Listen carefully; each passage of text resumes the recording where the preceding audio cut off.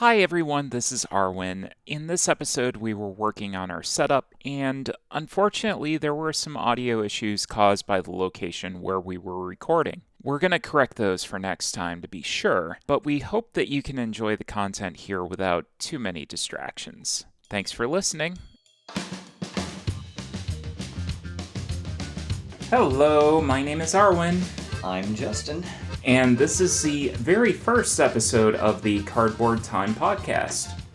So in this episode, we are going to talk about what we've been playing, some of the games that we've been backing on Kickstarter, and then a little introduction into who we are. So, today's beer of the day is Maudite from Unibrow. That's what we're drinking. Yes. It's what we were drinking. Well, when we had the first card and it turned out to be full. Yeah. So this is actually the second filming. And, let's just say that the Maudite was very good. Belgian what? Belgian... Double. Yeah. Belgian style double. And I'm not a big fan of Belgian ales, but that one was pretty good. I tend to like them a lot. Yeah. I like a lot of the quads, and this was good. It was good. I'm now on to a Shiner Cheer from, I guess it's not the Shiner, but it's the Spätzle. Spätzle brew. You've been to Germany. But this is not. Oh. This hasn't. This is the Spätzle Brewery in Shiner, Texas. Which is Shiner, home of Shiner Bock and all that. But the Shiner Cheer, Shiner Holiday Cheer is it's one of my favorites I get when it comes out. I'm not a big fan of flavored beers but I just love it. But this, contrary to what you just heard, is not a specific podcast about beer. It is about board games, and we might as well just get right into it about what we've been playing lately. Our first game up is Alan's Adventureland. Alan's Adventureland, 3 to 4 players, released in 2016, and plays in about 45 to 90 minutes, depending on what mode you play. It was published by Rio Grande Games, and designed by Alan D. Ernstein. And Alan's Adventureland.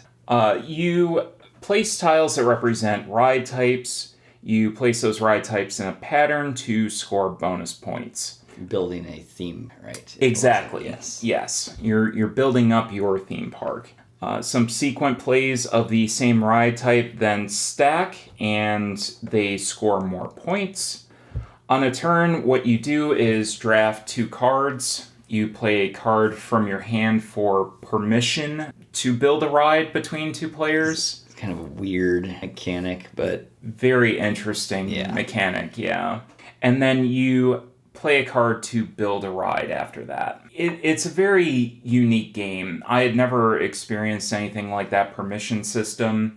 Basically, it's permission to build a ride, and if you don't have permission to do that, you essentially lose points. So it's I guess it's a unique mechanic. Mm-hmm. It just ended up being extra steps because in the end it rarely stopped anyone from doing what they wanted. There was a small penalty if you did, but it wasn't a deal breaker. And maybe a couple of people lost points on it. But yeah, it was a lot of rigmarole is what it was. But when you're going to score 20 points for laying something down, it's not gonna 3 points is not going to stop you. I have to compare this game to Quadropolis because it just felt so similar.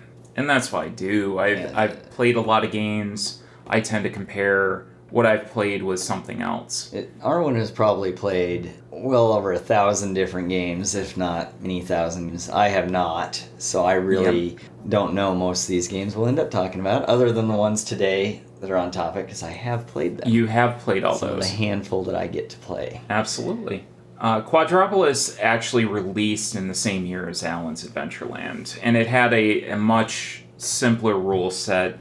It was way easier to understand how the play structure went, how the turn structure was. Quadropolis was, yes. The bonus mechanics were definitely cumbersome in Alan's, and Quadropolis had way better components, too. Alan's weren't bad. So they weren't great. I assumed that Alan's was much older because it seems like we've been talking about getting this off your shelf forever. Because we knew it would be interesting. We didn't know good or bad. We knew it would be something. We knew that it was going to be a very unique game. And it wasn't covered very much in board gaming media at the time. I don't know if it was just overshadowed by other things. Possibly Quadropolis because it came out in the same year. Yeah. But the other thing that I liked about Quadropolis was no stickering. In Alan's Adventureland, obviously you didn't have to deal with it. You had that taken care of ahead of time. But I had to sticker a ton of wooden tiles. Every single wooden tile in that game has 2 sides. You have to sticker both sides. And not mess it up. Now I can see because the 2 sides mattered. Ooh, yes, that would have been rough. Ooh. So it was very arduous.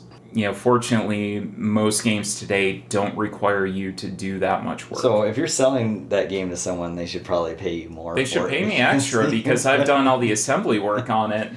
And the other thing that really turned me off to Alan's was the player count. 3 to 4 is very limiting. Granted, 3 to 4 is probably your standard group size, but there's a lot of times that we have 2 players. There's a lot of times that we have 5 players. So it's about the only time I can get over here. It's either just the 2 of us or a whole group. In a group of at least 5. At least 5. We usually end up having people sit on the sidelines saying, "Well, I'll just." Yeah, exactly. And we like to include people if possible. Of course. So what did you think, Justin? Well, so to be fair, if I made a game, it probably would be a lot like Alan's because I tend to overcomplicate. It was just complicated. There's just a lot going on. You had multiple streams for scoring that you had to keep track of, and you scored at the end of every round and at the end of the game, and it just seemed like a lot of math and counting just to get almost nowhere. And different types of points at the end of every round. As opposed to the end of the game where you had a almost completely different point set scoring rules that you were going to go in and evaluate. It was kind of like spinning your wheels just to get somewhere too. It seemed like you had to do a lot of math and balancing of all these different streams for scoring, and in the end it was kind of trivial difference between some of them. So it felt very cumbersome. Yes. That's not to say that it was a bad game, though. No. We've played trash games, and that was not a trash game. Just there's better. We have played much worse. It was a lot of work to get to the end. And I think one other thing that came up that we ran into was a rules snafu about if you have to build up because of the mechanic where you are laying tiles on top of one another, if that tile doesn't exist out in the stack to build, are you able to build a substitute? And there was nothing in the rules that clarified that. Unfortunately, BGG doesn't have a whole lot of information on it. We tried to go and Google everything. Big following for this, I guess. So. No, not a huge following for the Allens. You couldn't tell basically it was a limitation of trying to save pieces by having them double-sided, or if it was actually built into the mechanics. And we didn't know. Yeah, we didn't know. There's no answer to it, unfortunately. So, but that being said. I see you looking around. What are you looking around for? Yeah, I'm looking for the hole on your shelf where Adventureland probably used to be. I think that's the operative word is used to be. It is no longer there. It's for sale right now. I decided that there are other games like Quadropolis that very easily filled that niche while being a game with better components, easier to teach, and just more streamlined. Easy to teach is key because we keep bringing out a different game every time we sit down. So easy to teach for you is especially key. Yeah, when something's a headache like that, it tends to not stick around all that long unless it's worth it. So it's off my shelf. That one left the shelf, and you can't hear how many games are on this wall here, but it's a lot. There are a lot of games that are do you have a adorning. rough count right now? Right now it's at about 630, I believe. Seems slim. You've been Minus- focusing this past year on eliminating games that Minus expansions. of course, sure. So we will definitely discuss that in further detail in a little bit. Yeah. So our next game up, Justin, do you want to talk about it? Sure. So this game we borrowed from a friend, thankfully, because it's a really awesome looking game and a very big game. Amazingly, you don't have. Dinogenics. Dinogenics is 1 to 5 players. It came out last year. It plays about 60 to 90 minutes. I will say our first game took a bit longer than that. It's going to be at the top side. We were figuring out a lot of stuff there, though. This is by Ninth Haven Games, designed by Richard Keene. If you can guess by the name, you're building a dinosaur park, wow. Which is just exciting already, right? You have to. It's a worker placement game, and you got to balance creating and feeding and containing your dinosaurs so they don't rampage through your park, and then also upkeep for your park itself and keeping guests happy and that sort of thing. So, what do you think about it? Since you have all this vast knowledge of other games you can compare it to. Well, the obvious comparison for a game that's essentially Jurassic Park in a box has to be Dinosaur Island. And try to describe this game without saying Jurassic Park. Dinosaur Island felt more involved with the dinosaur creation and customization, where Dinogenics felt like more of a park simulation. So you were building your park more holistically. You were determining where to place everything much more intricately so that you could make sure that dinosaurs didn't eat each other and interact with each other. Part of that was... And didn't eat and interact with the guests as well. Both games, ironically, do have a mechanism where your dinosaurs can eat people. And I think in a game like that... That's the best part about Jurassic Park. Yeah. In a game like that, you have to have a mechanic where your dinosaurs will eat your guests. Gonna happen. This felt much more consequential when it happened, though. It felt like my guests were less expendable. So it was really, really more of a holistic, park management game. So I guess being a park management game, we could compare it back to Alan's Adventureland. No, okay. There's no comparison there. Alan's Adventureland was not park simulation whatsoever.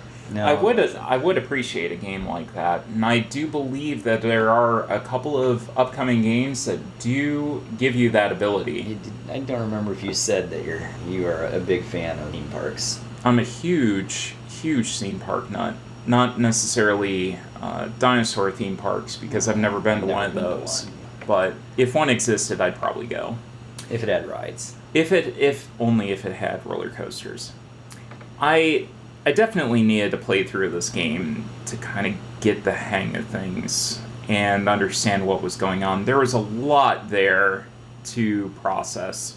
The core behind it is worker placement, but there's so much going on with all the different worker placement spots and the things that are going on your personal board that I needed a little bit of play to understand the full concept of the game. You didn't have a great playthrough, and I think it kind of burned you on it at first, but... At first, I hated it. I was like, I'm done with this game. I'm not coming back to this game. I was way behind on the leader track very early on, and that really kind of perpetuated itself as the game progressed. I did feel that there was a little bit of a runaway leader issue. It might be the weakness of that was true. But really in going back and looking at the game and looking what I could have done differently, I do think there are some avenues I could have kind of taken to maybe increase my score a little bit. I might have been focused on a couple of the wrong things early on. And that was our first and only playthrough so far. Exactly. Yeah. So those things are bound to come up. I love the uplink cards. I thought those uplink cards were game changers. And exciting way. In a very exciting way. The uplink cards are kind of like a, what do you call it, a bonus or wild card? It's almost a personal rule change that you have come out, or a very powerful bonus that you can get. It's difficult to obtain the cards, so you essentially spend a turn just obtaining a card. Spend a worker action. Spend a worker action and it's a tight worker placement board. Like spaces will run out quick and very quick. And then it's a worker to be able to play that card. So you're spending 2 turns and 2 workers to play that when you could be doing something else. But these things... But the effects can be fun.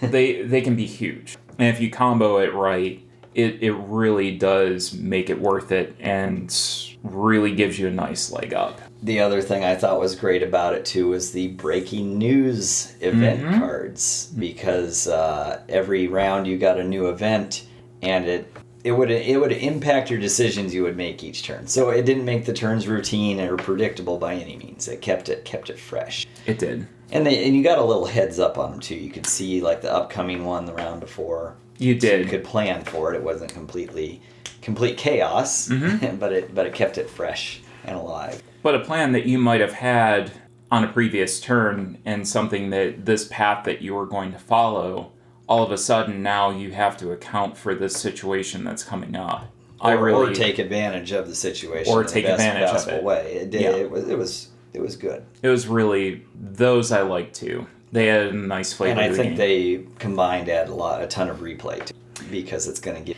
And you have a lot of routes to build your... You do. 8 different dinosaurs, I believe. And they all had special abilities and things they did and how you manage them, etc. So it's really deep. And you could focus a lot of different actions towards. Yep, you can diversify, you can have a lot of one. The one detriment that I found to the game, other than the runaway leader issue, which I'm not exactly sure is quite an issue yet. I need another play of the game to really determine that. But the DNA cards felt a little too hard to get a hold of a set. It was a lot of work to build your dinosaurs. It was. You had to have a set of a certain amount to be able to build your dinosaur out. There is a counter to that, and that became the mutants, which I initially avoided due to the fact that was going to hurt my reputation. They were kind of a wild card, kind of a gamble towards me, I guess. But I really needed to take it, and I needed to take it earlier than I did. So I do feel that there are mitigation routes. You just kind of have to find them. I don't know what they are. But that would, and again, first playthrough, I think it is a real solid game. Again, I mean, if that's the only things we can pick apart about it, there wasn't too much, really. And it is a gorgeous game. Those components were high-end. Everything was slick. Player boards were dual layered. Yeah, and solid, and beautiful finish, and nice little wooden dino meeples, and it's quite a game. I imagine the price point was probably up there, but it's a large game, and I believe it was good solid play. I think if I went back and played both of them again, both of them being Dinosaur Island and Dinogenics, I think Dinogenics might edge out Dinosaur Island for me. I think so. I really like the theme of Dinosaur Island because it's got that whole 80s vibe and aesthetic. Dinogenics was more modern. I haven't played Dino Island, can't say. But I remember you showing it off, and I was thinking, oh yeah, same thing. I love the 80s theme. But it was more weighty in Dinogenics. When they ate your guess, it's like, ooh. Yeah, you felt it. Yeah. You definitely felt it. So that was Dinogenics. Our next game up is Cartographers. No longer in alphabetical order. No, unfortunately, we kind of lost track of that after one game. Cartographers is 1 to 100 players listed. Yeah, I don't know how you're going to get 100 players together yet. Well, I guess you could set up a bingo hall and use the whole pad of paper. I suppose. You're not supposed to do that right now during the COVID. This game came out, this year. This year. So they probably weren't expecting that. Probably right before COVID. Okay. It is something that you could have multiple players on a Skype or a Zoom call. True. with their own score sheets and be able to run it that way. So I don't know why you would stop at 100 at that point, but I guess you have to stop somewhere for a player count. It was designed this year, 30 to 45 minutes, fairly quick, from Thunderworks Games and designer Jordy Aiden. Players essentially are going to use cards. They provide shapes to sketch out maps, which will best fulfill different scoring card conditions that come out over 4 rounds.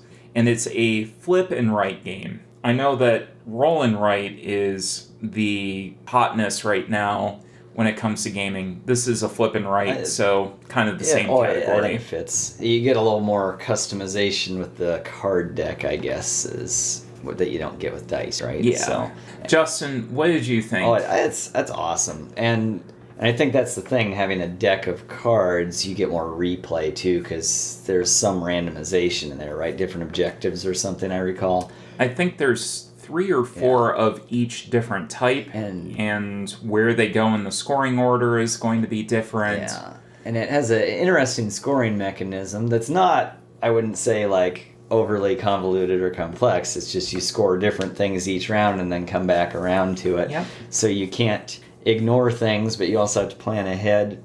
I'll say one of the really neat things about it is if you had colored markers for us to write out our map, I'd probably put it up on the fridge. I mean, it's just a cute little roll and write. You know, you're building a map, a Dungeons and Dragons kind of map, right? Mm-hmm. You fight monsters. There are monsters in it, which is a neat mechanic too, because it's kind of then I don't know, is take that, the word for it. You pass your tablet to the other players and let them mess up your map, basically, which is a lot of fun. It is. So. You can get some players into some really bad situations where they're going to be losing a lot of points. I think I may have won that way. I think you won. I was hurt quite a bit by some of the placement that happened. I really like this game. It's very easy to set up. It's very quick to teach. Very simple to teach. Quick to play. Quick to play. You could play quite a few rounds pretty easy. Again, like Justin said, tons. You haven't played the backside. I never played the backside. The backside's kind of right now. like hard mode, it looks like. So the backside actually winds up helping you in certain circumstances because if you need something that is filled in, or you need certain spaces that get filled in, those are already filled in for you. The backside you can't see. It has a big chasm in the middle of it. So it is. But something else to mix it up. There is a ton of replayability from that standpoint, which is really appreciated. So I don't know if I've played a bad roll and write yet. So that's the thing. And so where do I rate it with the ones I have played? I've got one that's kind of mediocre that I wanted you to play, but we'll get into that. And something else you should all learn is that Arwen likes to get me over to play all the mediocre games. Yes, so I can get them off my shelf. Like Alan's. Sometimes we play very good games, though. Sometimes we do. Sometimes we don't. And like I said, the roll and flip and writes are really a thing right now. I just purchased 2 more, and they were both games that I really like, and they decided, okay, we're going to make a roll and write out of this. Actually, it was 3, because you had 2 that were pre-existing games, and then 1 that was a sequel to an existing game in Welcome to New Vegas. Las Vegas? Yep. New Vegas? New Vegas or Las Vegas. It's over on the shelf somewhere. Okay, well. But yeah, I love Cartographers. We're going to talk a little bit more about Cartographers in our next segment. Big secret. Yeah, there might be something that you might be interested in when we talk about that as well. And speaking of which, coming up next, we are going to talk about what we're backing on Kickstarter Corner. And welcome back. We are launching Kickstarter Corner. We're launching it? We're launching it. But not on Kickstarter. Not on Kickstarter. Okay. We're just launching it in our show. Oh, okay. Just right here. Right now. Right here, right now. It is something that I think we will have a lot of content for in the future, as well as now, because Kickstarter has been blowing up like nobody's business with stuff that I want to back. And in addition, now I have a bunch of stuff that is going to start fulfilling So we'll be talking about all those things. And you are continuing to back more things. Of course. And we're going to get into that later because we will. Yeah. We will. And I'm excited about this because it's not me. Because you get the benefit out of it without right. spending money. It's been interesting that October was kind of the new April when it comes to Kickstarter. Because normally it's right before convention season, right before you get into Origins and Gen Con. There's a lot of games that start to launch. And Origins is the one that we go to. A soft spot for us. We love Origins. We missed it dearly this year. Yes, that is true. Unfortunately. It's something... I think it's because there's people that now have a lot more spending money. Not necessarily a huge amount because there's still a pandemic going on, but it's more plentiful than it was back in April when this whole thing was really going off. And I think priorities have shifted to, what can I do from home? Mm-hmm. If I'm stuck in this house with a bunch of people. Combined with what? I imagine a lot of developers push things back, hoping for some of these conventions to open, and finally realize that this isn't happening. It's we just got to get them out there. So bad news for you in the short term, at least. But yeah. But you won't regret it. No, in the next 1 to 2 years when these finally get mailed to you. And I start having things I forgot that I backed. That's never happened before. No, actually. I can tell you a story about that. When I got my Gloomhaven pledge, there was a separate shipment that came from just a fulfillment center. I didn't know what was coming in that package.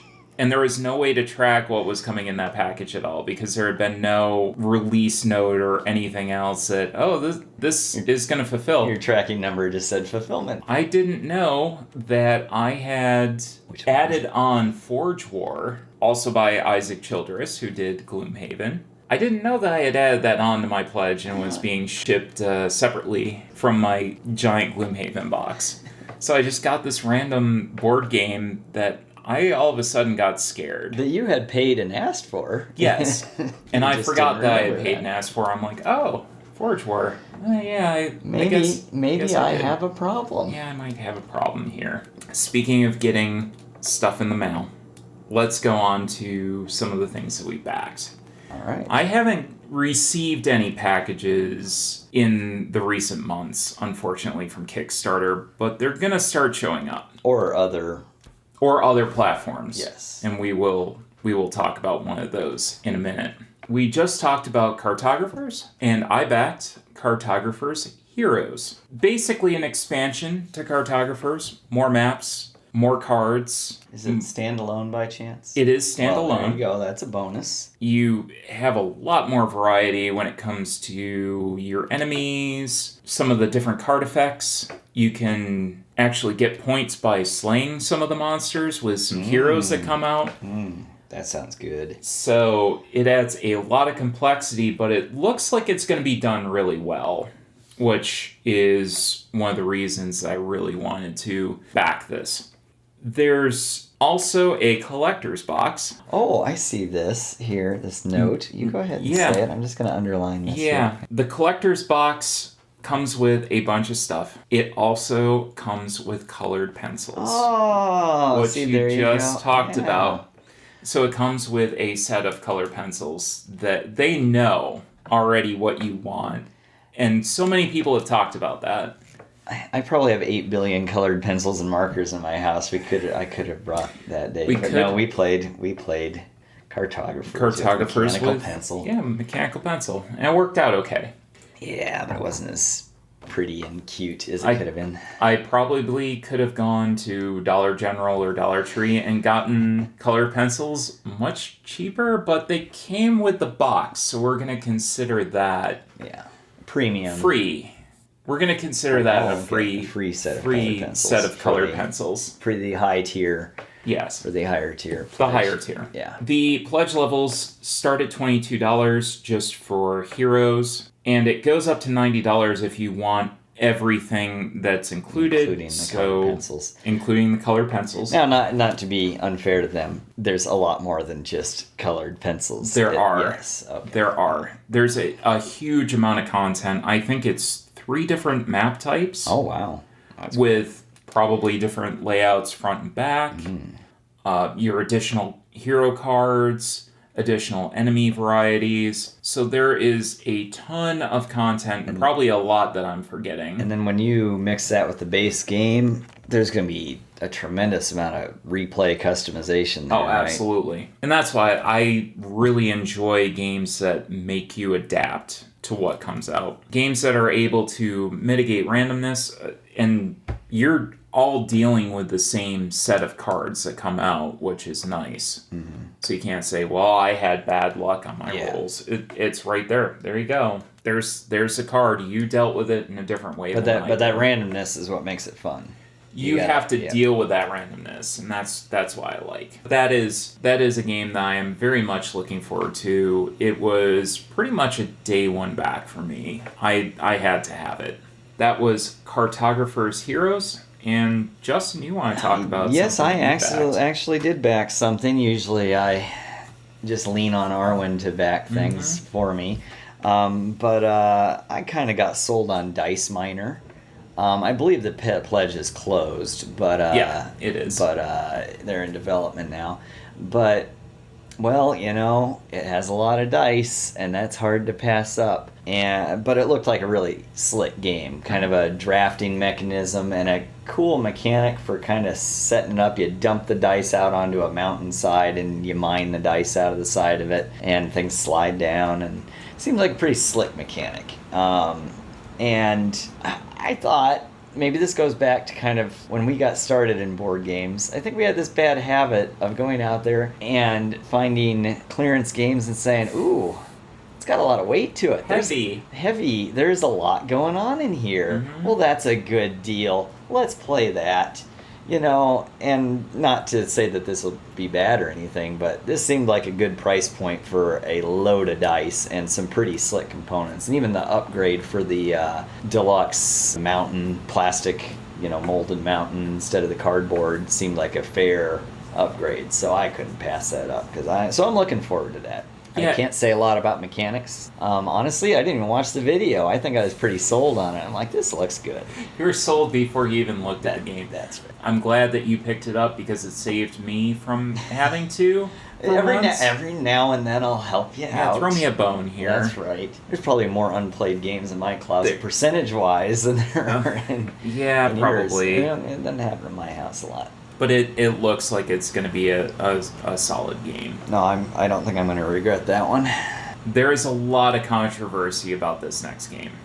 And it was quite an uncontroversial game until they made a Kickstarter out of it, but okay. Or what have you. It is a proprietary crowdfunding platform that the company owns. Directly through Hasbro, I'm guessing? Called HasLab, through Hasbro. HasLab. I think it's Hasbro Plus, or Hasbro Pulse, or HasLab. I've seen both variations used. The game that we're talking about is Heroquest. I didn't play Heroquest as a kid. And boy, did I ever. I played a ton of it. A lot of fond memories of that game. Me and my brothers played... Now, my regret from that game is we never picked up the expansions before those became just, unattainable. Astronomical. Yeah. So, but we played that base game through like crazy. And I don't recall if the base game had 2 full campaigns or 1, but we played that. We played our own campaigns that we designed. I feel like we got our hands on another one. My uncle hosted a Heroquest party for me and my cousins where he made us potion drinks out of Pop Rocks, and he came out in a suit of armor and made custom maps, and so good. It was fantastic. That is so good. I mean, for its day, what a wonderful game. And I think now that was the 80s, right? I think it was not an expensive game. At the time. Fairly priced, right? At the time. Yeah. now on the secondary market, it definitely commands a premium. And it should. It's a collector's item. It is. And if nothing else, it had good components. And if you just need some nice basic minis for D&D, there you go. You got a whole box of it.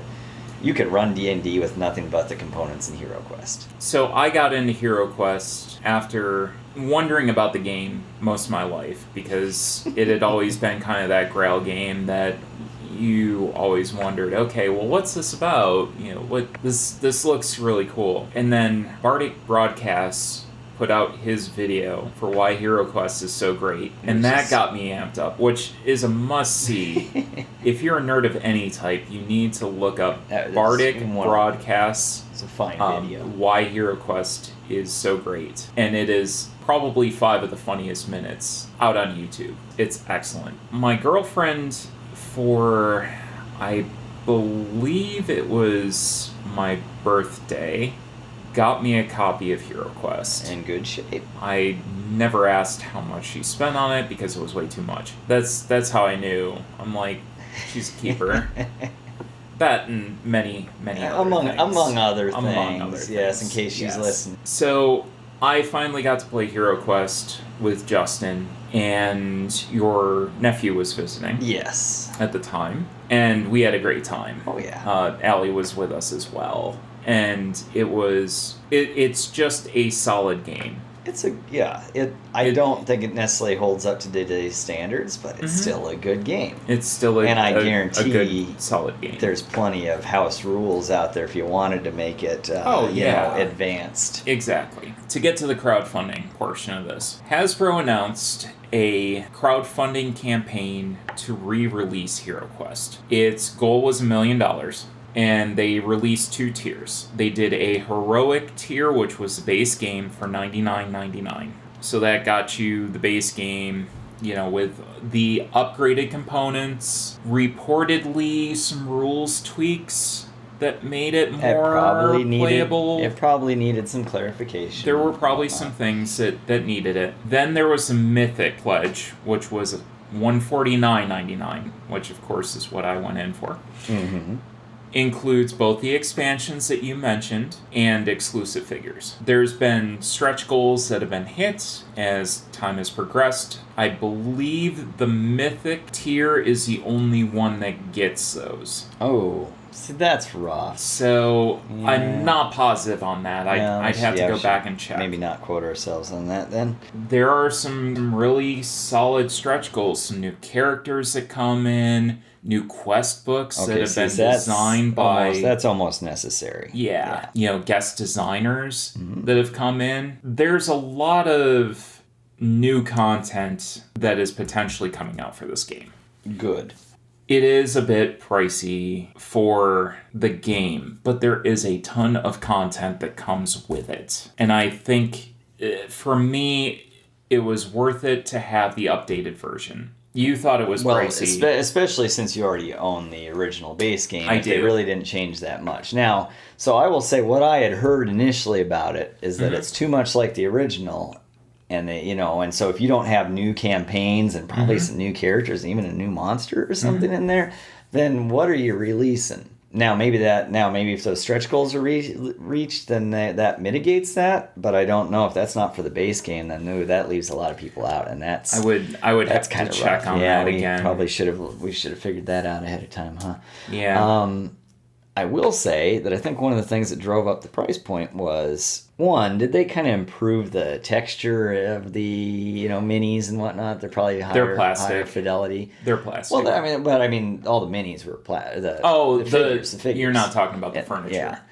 I mean, if they improved the look, I was okay with it at the time, right? If they improved the molding and whatnot, they've okay, upgraded great. it. Yep. Okay, great. The other part. The furniture, I think, is all plastic now. It is. And not this mishmash of plastic and folded cardboard. Tell you what, I was okay with that stuff. It kind of was neat. Yeah. You folded cardboard, inserted into a plastic thing, and you built furniture out of it. They didn't have to upgrade that, in my point. If you're going to make the game too much like the original, that's not the thing I would have changed. I would have added content and not that. I'm just wondering how much it would have saved. It might not have changed the price. It might have been the same price with the economy of scale. It might have been. If you offered another tier. That's the only thing that I could think of, is maybe offer a lower tier with the cardboard. Yeah. It seems like we're griping about this, but you still backed it. Oh, I backed the hell out of it. This was as soon as it came out because I had to have it. So that's 2 for 2 immediate backings. Yeah. Here. All right.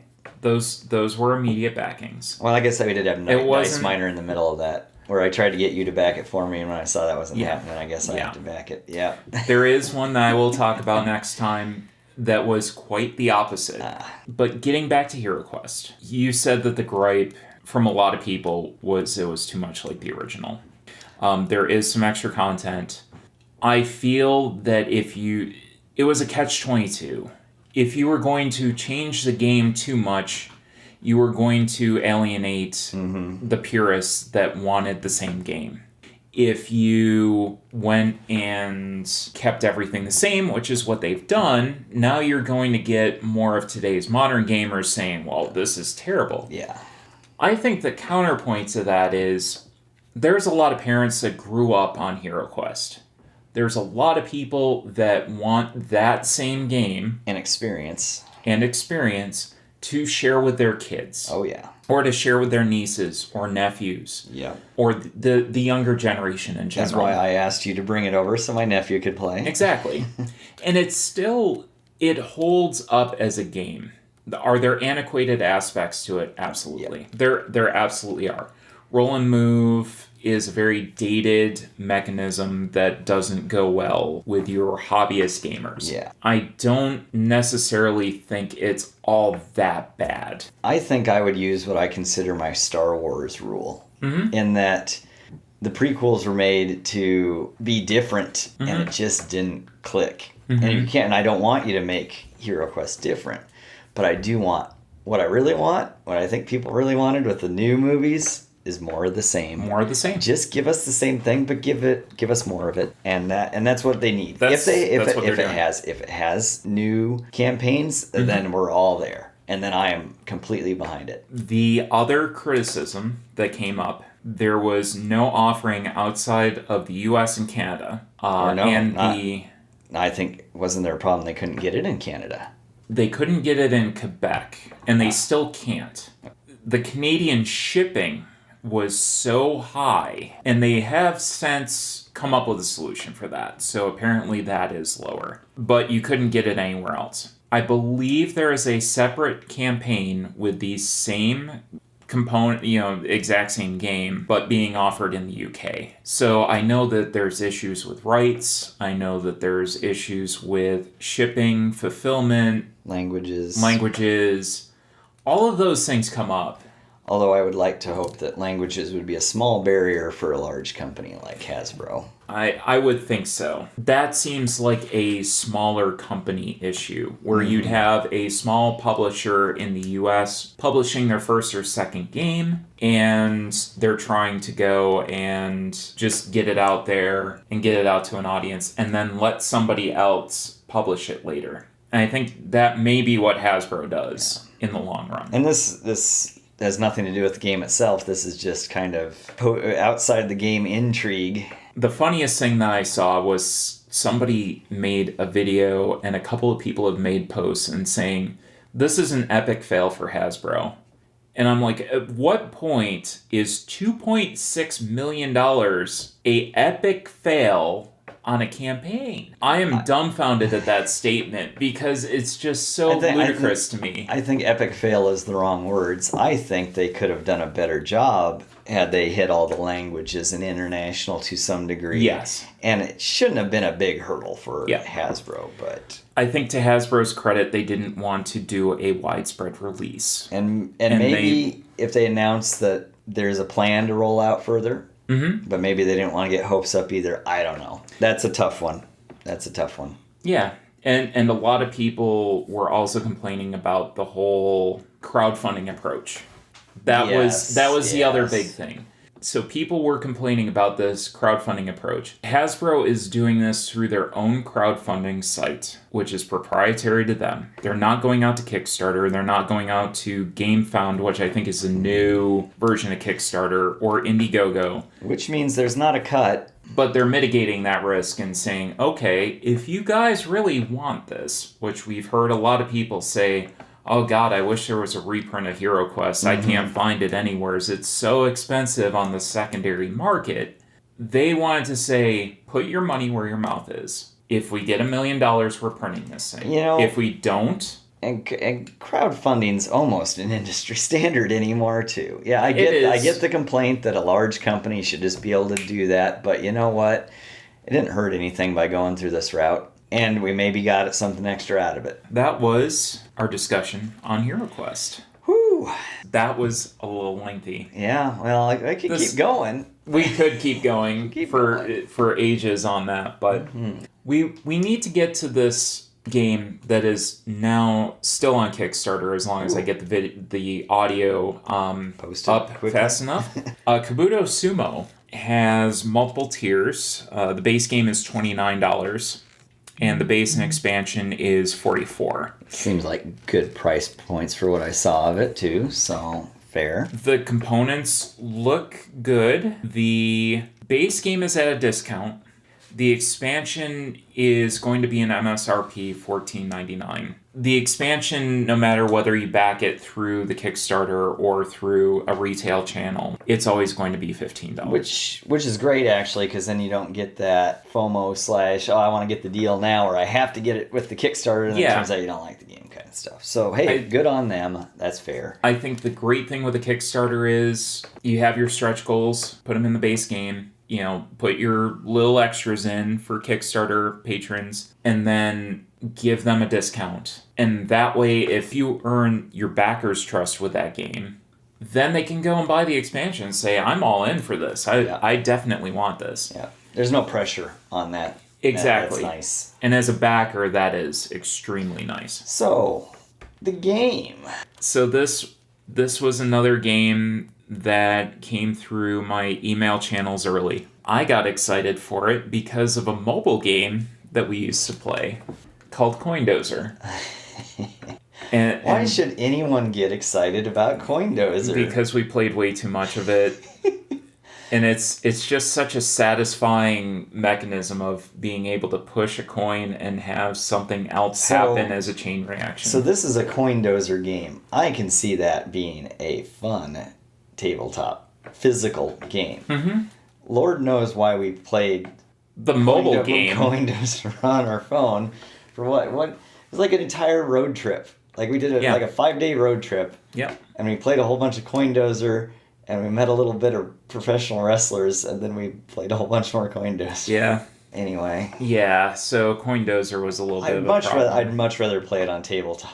Yes. So let's hear about... With a good theme. Yes. And the interesting thing is that you brought up wrestlers. Oh. Yeah. Which your wrestlers in the game are themed loosely to professional wrestlers. So they have Cactus Jack, which is one of Mick Foley's characters, Cactus Jack. Another more background on yourself is you are also a big professional wrestling nut in addition to... I do enjoy professional wrestling every once in a while. Did we? You just ended up that all the games are theme park and professional wrestling tie-ins. Funny that. It's all my, all my interests. It was all... Ric Flair's Nature Boy, the Nature Bug. So it's fun. That's right, they are sumo wrestling bugs. During the game, you essentially take a disc and you place it on a platform that's adjacent to a bigger platform that's filled with other discs. And then you push that disc in, you cause stuff to fall off, you get additional discs which help you deplete your opponent of their discs. It looks like a really, really fun game. I'm excited to see that one get to your door. Yeah. We might have to be patient for this. I am too. I'm very, very excited. And the price point was right. I mean, at $29. I saw the pictures, and it looked like some good components. There's a lot of material in there. And it's definitely a unique game. Yes. Have you seen a coin dosery game yet? No. Well, there you go.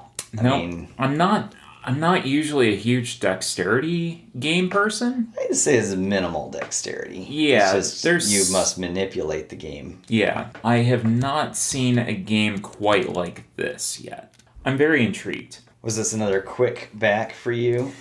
It was fairly quick. It was day one. I don't know if it was like immediately when the email came out because I wanted to see what the mechanism actually was. Sure. I just heard kind of your coin pusher game in a box on the tabletop, and I was intrigued. That could be executed poorly, but I don't believe that's going to be the case here. I think it looks like they got it. It does. So excited to try it out. Looks really good. That is Kabuto Sumo. And up next, we're going to talk a little more about ourselves and how we got into the hobby.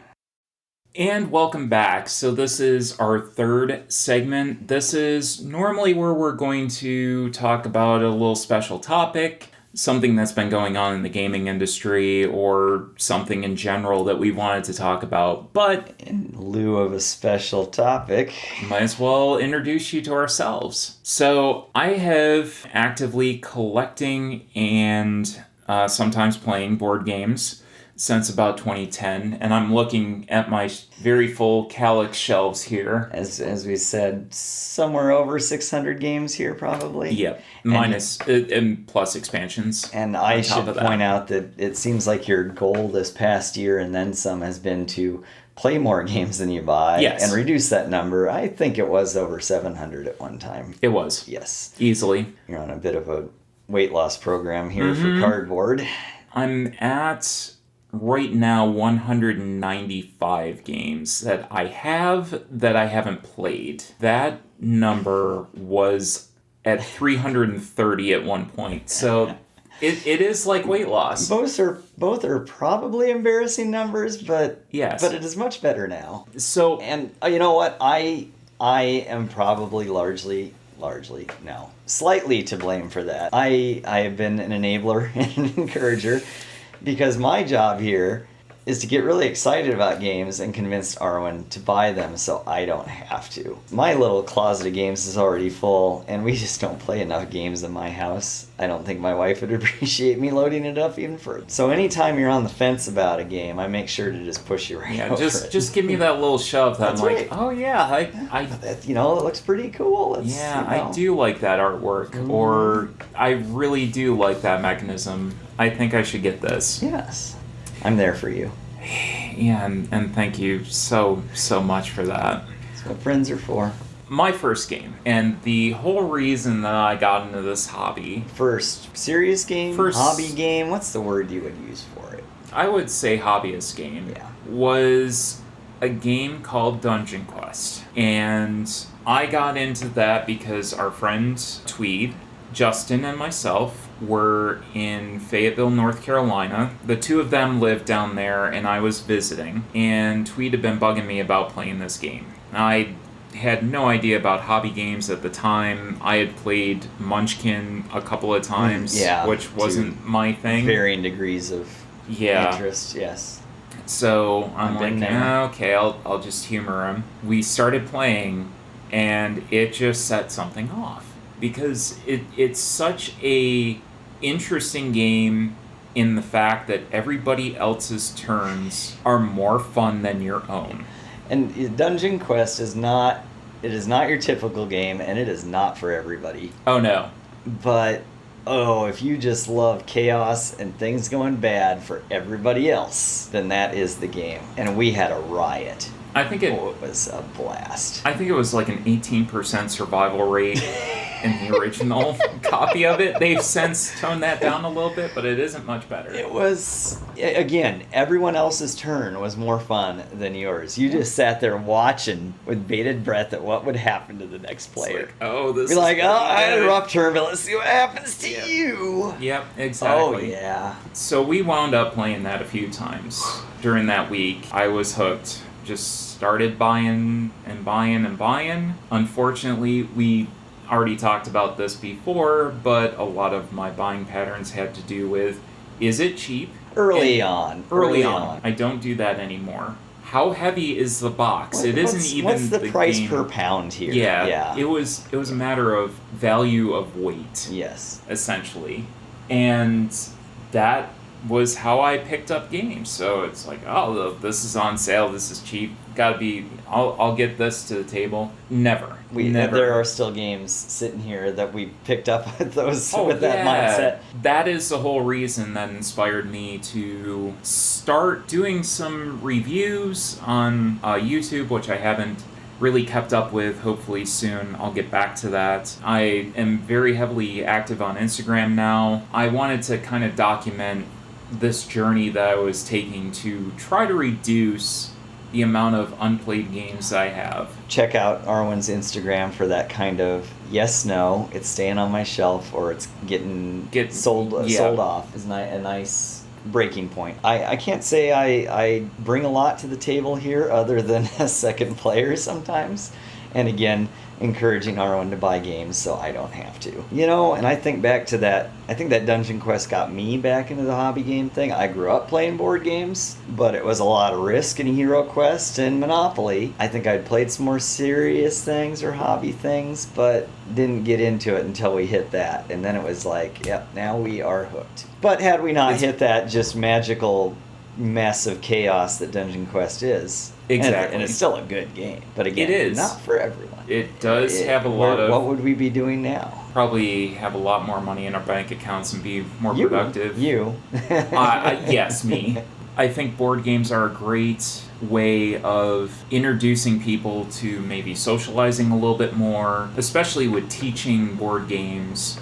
You kind of have to develop a rapport with people that you're at the table with. And I think that was something that got me through that transition from video games. Now I have to look at somebody that's at the table and say, and interact with them. I can see what they're doing. I can see their expressions. I can see when I've taken a piece that they really didn't want me to take. Which is often quite satisfying. So you don't get that in video games. And you know what? Do we even play video games anymore? Hardly. I have phone games, but those are time fillers. This is the meat and potatoes of what we do. Yes. For sure. And I don't miss video games. I love board games. Yeah. Because it's getting together with people. And aside from that, you got stuff right in front of you. I don't think that makes us unusual either. I think people are figuring that out, and I think that's why this hobby has taken off. We've definitely seen it grow immensely in the past 4 years especially. And prior to that, even bigger than it had ever been before. Yeah. And, we spent our time playing video games before that, MMOs and whatnot, and it was just missing something that we've got now. None of them ever stuck like this. That said, I don't know what our special topics will be in the future. We may talk about some different things. We may have sorts of different things. We may have some different people that come on and join us and get to talk about some different games that they've been playing as well. Maybe suggestions from the audience if anyone has something they'd like to know about. Maybe we have some special knowledge that we're unaware of. Absolutely. And if people do want to get a hold of us, you can just email us at cardboardtime@gmail.com. That is cardboardtime@gmail.com. You can see my Instagram, which we mentioned earlier, at cardboard_time. That's where I post all my photos of what I've been playing lately. Everything's board game related on there. So if you do enjoy board gaming content, make sure you check that out.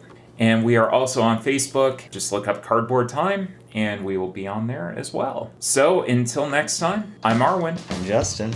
And you've been listening to Cardboard Time. Thanks, everybody.